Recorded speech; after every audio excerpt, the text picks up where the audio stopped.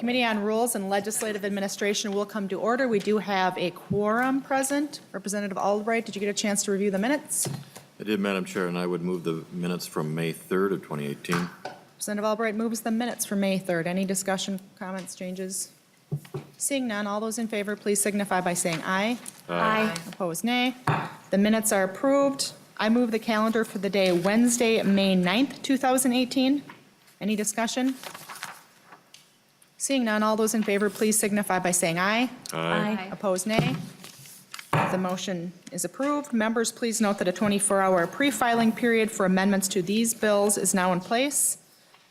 I move that Joint Rule 2.03 be waived for House File 4437. Representative Torkelson, if you could come to the testifying table and explain your bill, be greatly appreciated.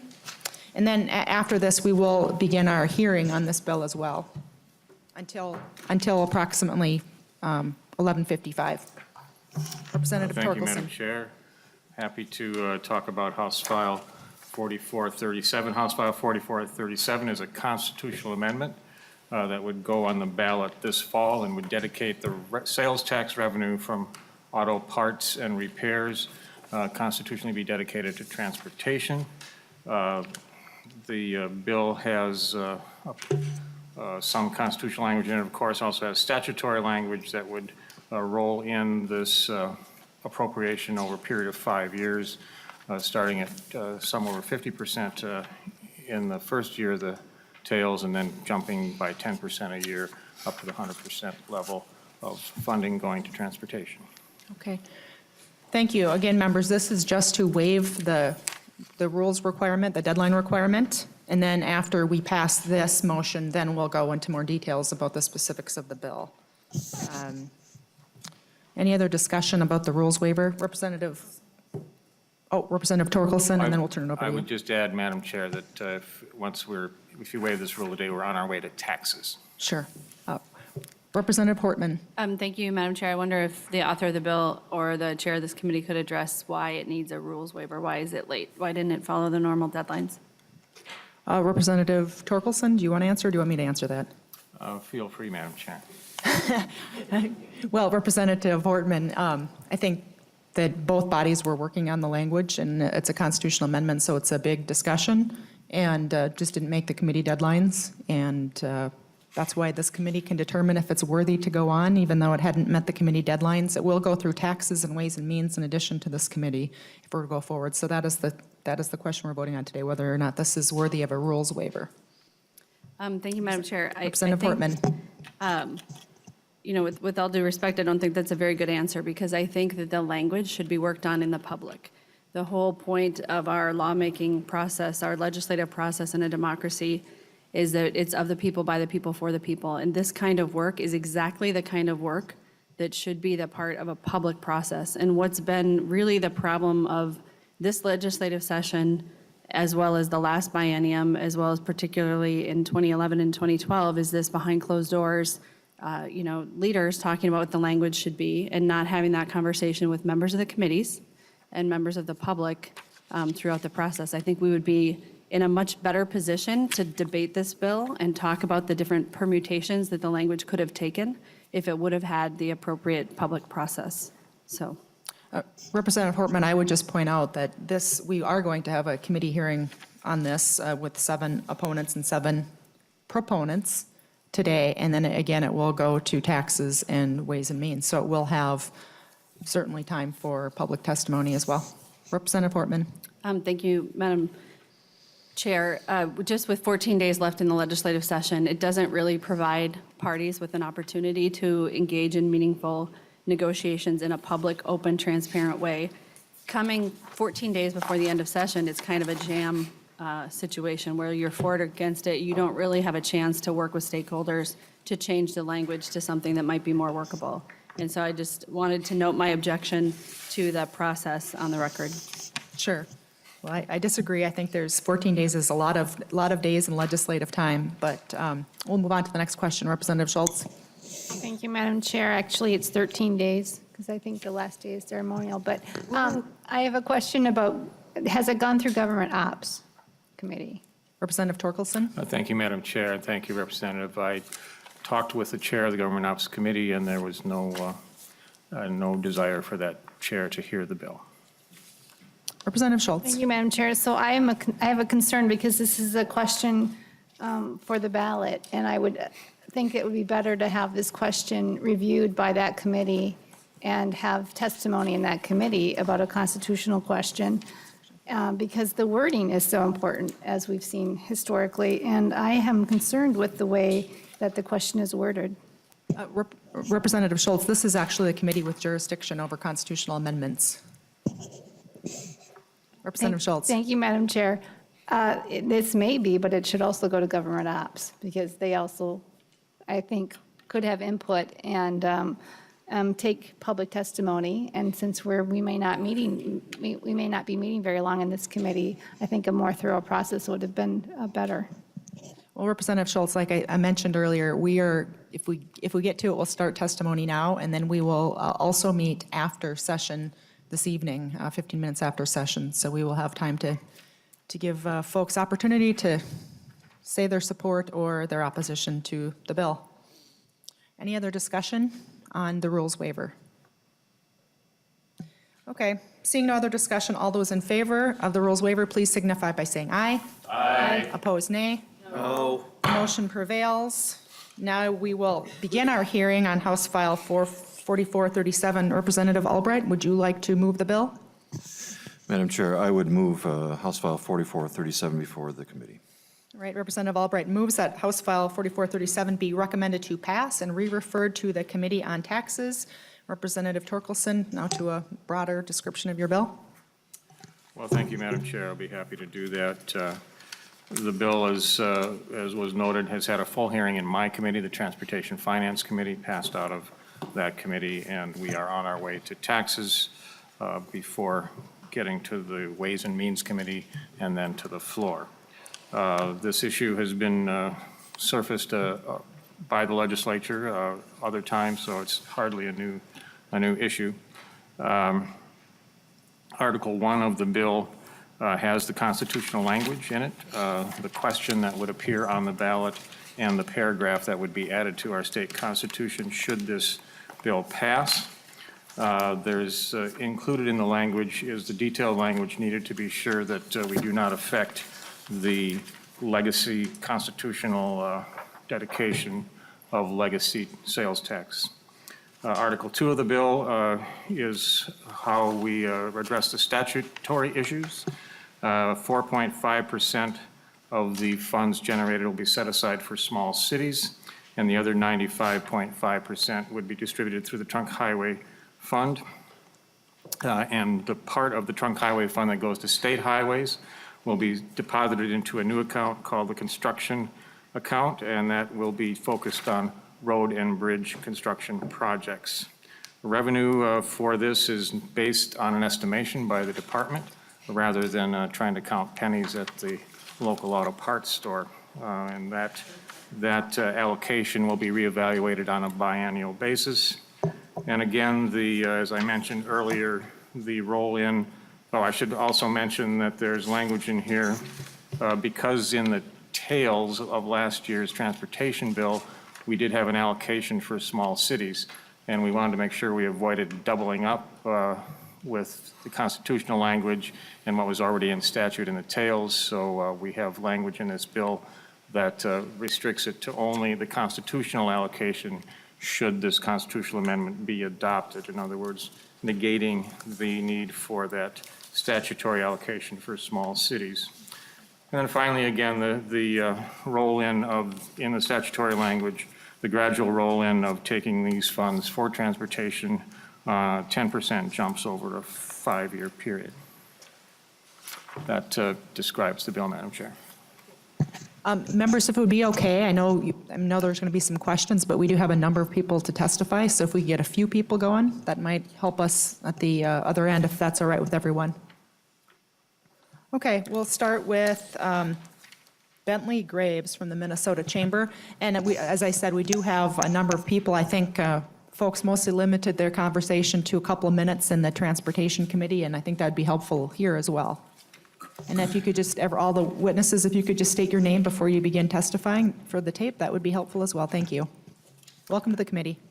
Thank you, Madam Chair. My name is Bentley Graves with the Minnesota Chamber of Commerce. I just want to offer a few remarks in strong support of House File 4437. The business community employers need a safe, reliable, efficient transportation system to get their employees to their door, their consumers to their door, and their goods to market. And this bill will help further that by constitutionally dedicating these dollars, these sales tax related dollars to transportation. So two things I want to point out. One, that this constitutional amendment would ensure that 100% of these dollars go to the transportation system. And that's important because this will help broaden the base of financial support for our system over time with a funding source that will grow to keep pace with the cost of construction.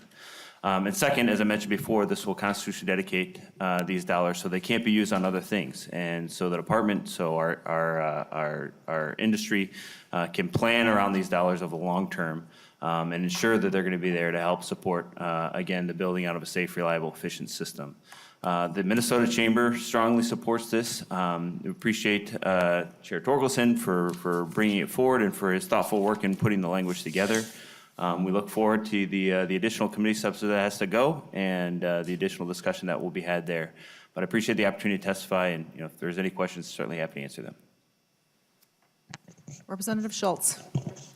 Thank you, Madam Chair. So does the chamber also support funding education? Mr. Graves? Yes. So this money will, Representative Schultz. thank you, Madam Chair. This money will take funds away from education and public safety, and employers also, I'm sure, value an educated workforce. So how do you square that dilemma? Mr. Graves. Madam Chair, what we're talking about here is a very, very small slice of the general fund. And again, these are transportation-related dollars. This is not something new to Minnesota. Minnesota has done this with the motor vehicle sales tax, with TAB fees, with the fuel tax. The general fund funds any number of important priorities. And again, this would take a very small portion of that and put it into something that, employers see as a very core function of state government. Representative Schultz. Thank you, Madam Chair. It might be a small percentage, but we're not replacing those funds. So the folks that are going to get hurt are seniors that rely on health care, are people that rely on public safety, and our children who are trying to get educated. Any other questions for this witness? Thank you, Mr. Graves. I think what I'd like to do is go from a proponent to an opponent, go back and forth, so that both have an opportunity to testify this morning and this afternoon. Is Jessica Treat from the Transit for Livable Communities and St. Paul Smart Tips here? Thank you. Welcome to the committee. Thank you, Madam Chair. Thank you, members of the committee. My name is Jessica Treat. I'm the Executive Director of Transit for Livable Communities and St. Paul Smart Trips. As the largest transportation advocacy nonprofit in the state, we represent over 10,000 Minnesotans who support expanding options for transit, walking, bicycling, and sharing. Our organization leads Transportation Forward, a statewide coalition of over 50 partner organizations and thousands of individual supporters calling for new investments and transportation options to improve mobility, economic vitality, and quality of life in Minnesota. Today, I'm also here as part of a broader coalition of organizations that oppose House File 4437. These organizations have come together to oppose the proposed constitutional amendment because instead of solving the transportation funding challenge facing our state, it shifts money from the general fund and effectively pits transportation needs against other equally vital needs, such as public schools, nursing homes, services for people with disabilities, and public safety. Transportation is one of the top concerns of Minnesotans, and transportation is more than just roads and bridges. It includes transit, buses and trains, bicycling, walking or rolling, and sharing. We need increased new funding to invest in transportation options to keep all communities across our state moving and thriving. House File 4437 is not the solution that Minnesotans need. Thanks. Thank you. Hold on just a second in case there's any questions. Hi. Members, are there any questions? All right, thank you very much. Next, we'll have Patrick Murray from the Cooperative Network.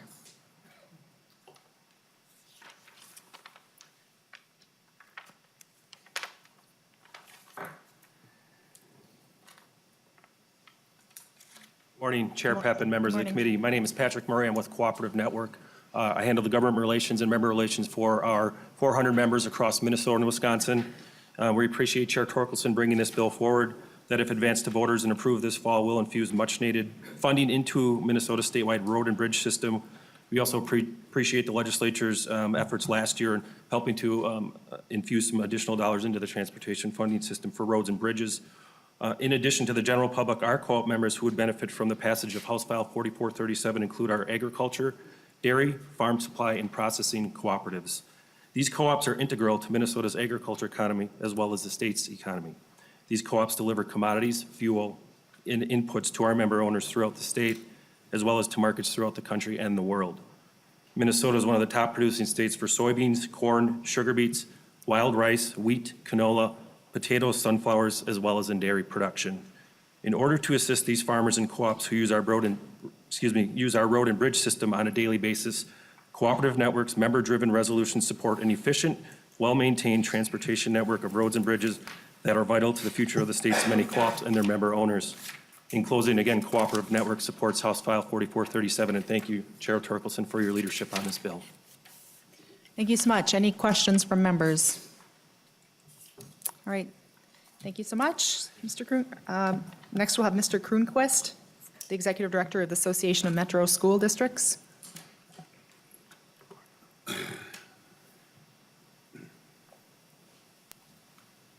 Welcome to the committee. Thank you, Madam Chair and members. My name is Scott Kroonquist with the Association of Metropolitan School Districts. We represent 48 school districts, and those districts enroll over one-half of the public school students in the state of Minnesota. I appreciate the opportunity to testify this morning, and with all due respect, we do oppose House File 4437. We certainly understand the need for additional funds for transportation, and as school districts, you know, we need to navigate those roads and get school buses through them and get children safely to school. But the reality is, Madam Chair members, we're already having significant budget problems for our school districts.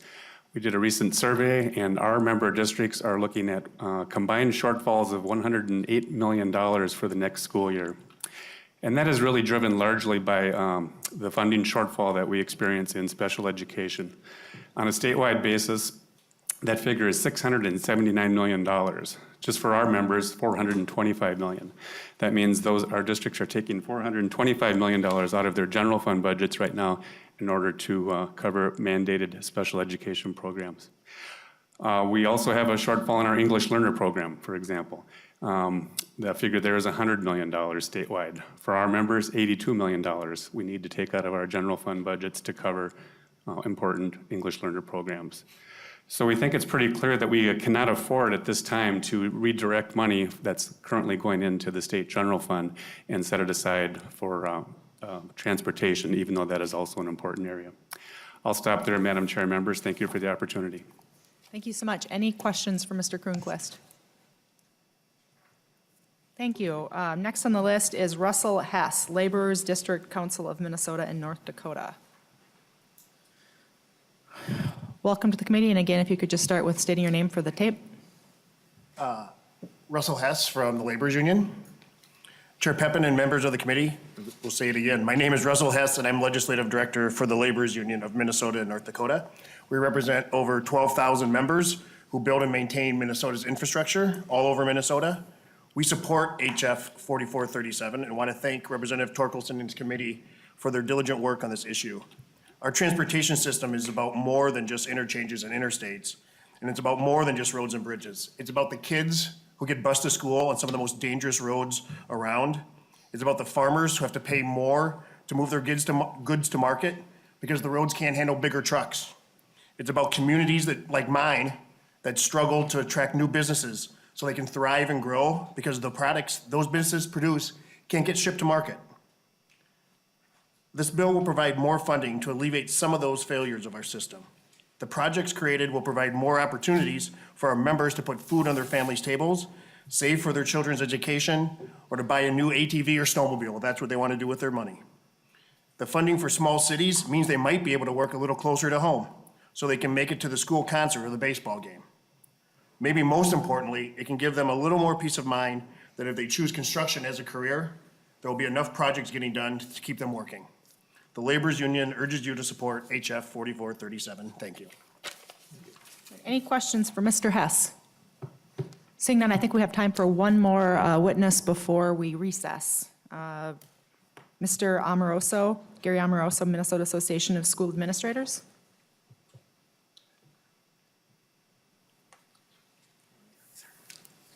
Thank you, Madam Chair. My name is Gary Amoroso. I'm the Executive Director of the Minnesota Association of School Administrators, representing all of the superintendents throughout the state of Minnesota. I've also been authorized to speak today on behalf of the Minnesota School Board Association that represents all of these school board members throughout the state.